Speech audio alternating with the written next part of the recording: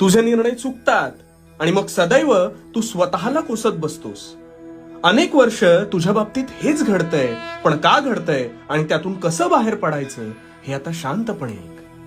तू एखाद्या गोष्टीची चांगली सुरुवात करतोस, पण त्यात खाचखळगे आले की लगेच डगमगतोस आणि अपयश तुला पचवता येत नाही आणि म्हणून तुला आपल्याला सुरू केलेली ही गोष्ट काही जमतच नाहीये की काय असं वाटू लागतं. आणि इथेच तू चुकतोस.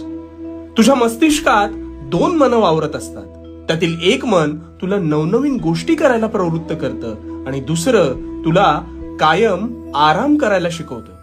म्हणजेच तू आठवून बघ, कधी कधी तू एखादी गोष्ट चांगली करायची ठरवतोस, पण त्याला मुहूर्तच मिळत नाही. सतत उद्यापासून करू असं तुला एक आराम स्वरूपी मन सांगतं आणि तू क्षणाचाही अवलंब न करता ते ऐकतोस आणि तिथेच फसतोस. अरे कुरुक्षेत्रावर आम्ही अर्जुनाला काय सल्ला दिला होता?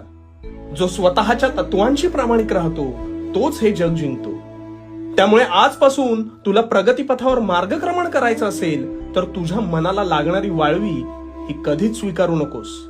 आणि एकदा का निर्णय घेतलास की झोकून दे. मग बघू तुझी प्रगती कशी होत नाही ते. आणि भिवू नकोस, मी तुझ्या पाठीशी आहे.